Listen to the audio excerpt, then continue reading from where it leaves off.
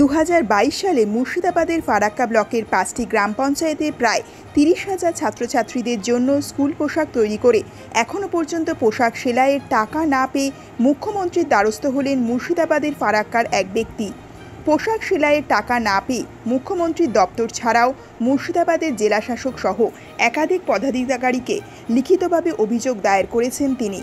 বর্তমানে স্কুল পোশাক হিসাবে সরকারি স্কুলে প্রাক প্রাথমিক থেকে অষ্টম শ্রেণী পর্যন্ত ছাত্রদের হাফ অথবা ফুল জামা এবং হাফ অথবা ফুল প্যান্ট দেওয়া হয়। মেয়েদের দেওয়া হয় স্কার্ট জামা অথবা চুড়িদার, ওড়না ও প্যান্ট। প্রত্যেকটি স্কুল ইউনিফর্মে থাকে বিশ্ব বাংলার লোগো। আবিয়ান এন্টারপ্রাইজ নামে ফারাক্কার একটি সংস্থার কর্ণধার শাহনাজ চৌধুরী বলেন, 2022 সালে ফারাক্কা ব্লকের 5টি গ্রাম পঞ্চায়েত বেওয়া 1, বেওয়া 2, বাহাদুরপুর, মহেশপুর এবং মহাদেবনগর গ্রাম পঞ্চায়েতের মোট 28টি স্কুলের প্রায় 29,839 জন ছাত্রছাত্রী পোশাক সেলাই করার বরাত ফারাক্কা ব্লকের বিডিওর নির্দেশে 5টি সংঘের তরফ থেকে আমার সংস্থাকে দেওয়া হয়েছিল। স্কুল পোশাক তৈরির লিখিত অর্ডার পাওয়ার পর আমার সংস্থার 20 জন কারিগর প্রায় 6 মাস ফারাক্কা ব্লকের পথের সাথী বাড়িতে অক্লান্ত পরিশ্রম করে সময়ের মধ্যে প্রায় 30,000 পোশাক তৈরি করে সংঘগুলোর হাতে তুলে দিয়েছিল। শাহনাজ জানান, প্রত্যেকটি পোশাক সেলাই করার জন্য সরকারের তরফ থেকে 254 টাকা বরাদ্দ রয়েছে। প্রায় 30,000 পোশাক সেলাই করার জন্য সরকারের কাছ থেকে আমাদের প্রাপ্য প্রায় 75 লক্ষ টাকা। 2022 শিক্ষাবর্ষ পার হয়ে আরও দুটো শিক্ষাবর্ষ শেষ হয়ে চলল, এখনও আমরা প্রায় 48 লক্ষ টাকা পাইনি। আমাদের মাত্র 27 লক্ষ টাকা দেওয়া হয়েছে।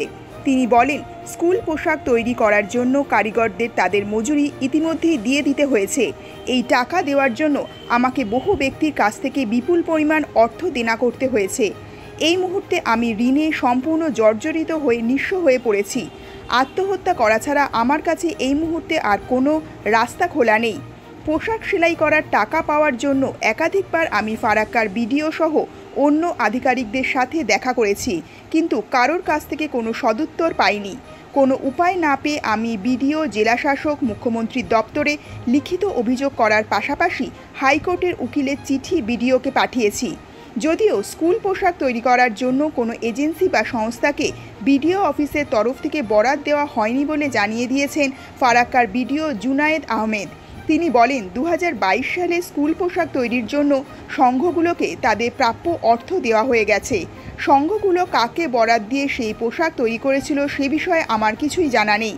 যদিও ফারাক্কা ব্লকের একাধিক সংঘের কর্ণধার দাবি করেছেন, বিডিও অফিস থেকে পোশাক সেলাই করার অর্থ অনুমোদন হওয়ার পর ইতিমধ্যেই তা সংশ্লিষ্ট সংস্থাকে দেওয়া হয়েছে। 2022 সালে ফারাক্কা ব্লক অফিস থেকে আমাদের রাজ্যব্যাপী যে স্কুল ইউনিফর্মের কাজ শুরু করা হয়েছিল, সেইবার প্রথম ছিল স্কুল ইউনিফর্ম সেলাই করার কাজ। আমাদের আমার ওয়াইফের নামে সেলাই কারখানা আছে, আবিয়ান এন্টারপ্রাইজ নাম। আমাদের যখন সেলাই কারখানা থাকে, আমাদের বিডিও অফিস থেকে ও মহাসংঘ থেকে ডাকা হয় এবং আমাদেরকে কাজ দেওয়া হয়। 2022 সালে আমি 5টা জিপির আন্ডারে আমরা 5টা জিপির আন্ডারে কাজ করেছিলাম। আমার স্ত্রী 5টা জিপির আন্ডারে কাজ করেছিলাম।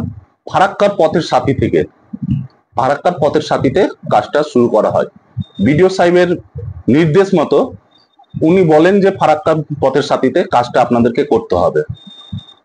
আমাদের পুরো সেট আপটা আমরা ফারাক্কার পথের সাথীতে বসাই।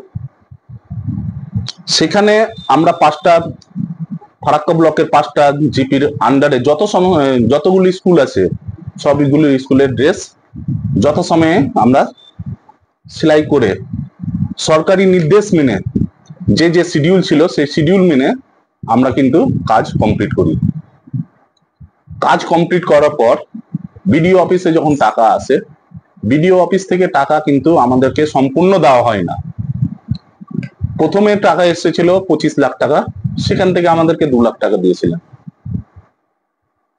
এখন পর্যন্ত আমরা 2024 সাল পর্যন্ত এখন পর্যন্ত আমরা প্রায় 48,62,000 টাকা পাই।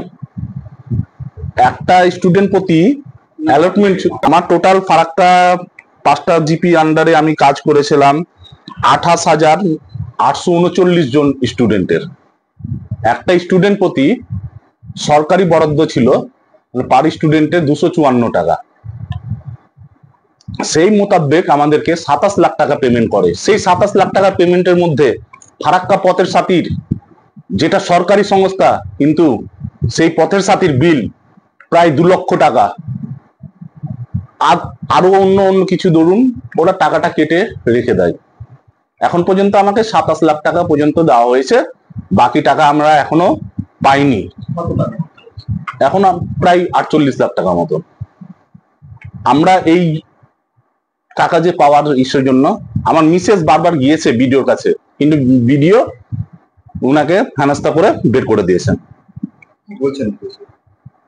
ভিডিও বলছে, আপনি কে, আপনি এখানে এসেছেন, এটা আপনি আমার মিসেসের কাছ থেকে শুনতে পারবেন, জানতে পারবেন। এরপরে আমরা বারবার জানিয়েছি, আমরা চিঠি করেছি সিএমও নবান্নতে, ডিএম মুর্শিদাবাদকে। তারপরে আমি বাধ্য হয়ে কোর্টের দ্বারস্থ হয়, হাইকোর্টের দ্বারস্থ হয়েছি এই টাকা পাওয়ার জন্য।